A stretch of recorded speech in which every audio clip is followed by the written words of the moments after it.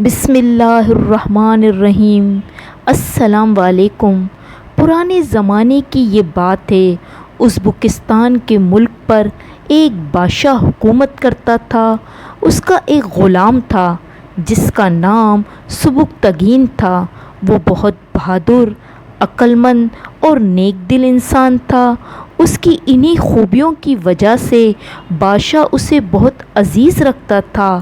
ایک روز کی بات ہے کہ سبکتگین گھوڑے پر سوار ہو کر جنگل میں شکار کھیلنے گیا۔ وہ بڑا اچھا شکاری تھا، مگر اس روز ایسا اتفاق ہوا کہ شام تک جنگل میں مارا پھرنے کے بعد بھی کوئی شکار اس کے ہاتھ نہ آیا۔ جب وہ واپس ہونے لگا تو ہرنوں کا ایک ٹولہ اس کے سامنے سے گزرا۔ اس نے جھٹ گھوڑے سے اتر کر ان ہرنوں میں سے ایک بچہ پکڑ لیا، پھر اسے گھوڑے کی کاٹھی کے ساتھ باندھ کر اپنے آگے رکھ لیا اور واپس شہر کی طرف چل پڑا۔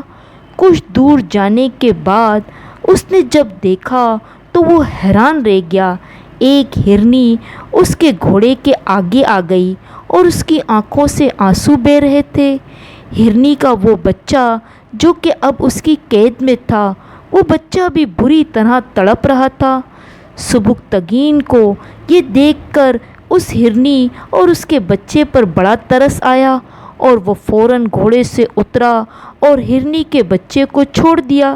بچہ آزاد ہو کر اپنی ماں کی طرف دوڑتا ہوا چلا گیا۔ ہرنی اپنے بچے کو آزاد دیکھ کر بہت خوش اور مطمئن ہو گئی، پھر اسے اپنے ساتھ لے کر جنگل کی طرف چلی گئی۔ سبکتگین کی طرف وہ ہرنی دیکھتی رہی جیسے کہ وہ ہرنی سبکتگین کو دعائیں دے رہی ہو۔ اس رات سبکتگین نے خواب میں دیکھا کہ ایک نورانی صورت والے بزرگ اس سے کہہ رہے ہیں کہ اے سبکتگین، تم نے ایک بے زبان جانور پر رحم کیا ہے۔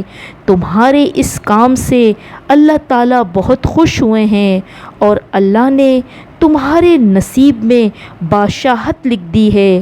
اس خواب کے کچھ عرصے بعد اس ملک کے بادشاہ نے اپنی بیٹی کی شادی سبکتگین سے کروا دی۔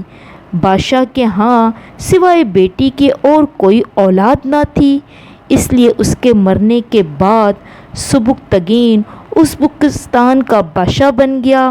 اس طرح ہرنی پر رحم کی وجہ سے اور اس بے زبان کی دعا سے ایک معمولی غلام کو ایک ملک کی بادشاہت مل گئی۔ اگر آپ ہمارے چینل پر نئے ہیں تو پلیز لائک اور سبسکرائب لازمی کیجیے گا تاکہ دلچسپ کہانیاں آپ کو بر وقت ملتی رہیں۔ ملتے ہیں ایک نئی کہانی کے ساتھ۔ اللہ حافظ۔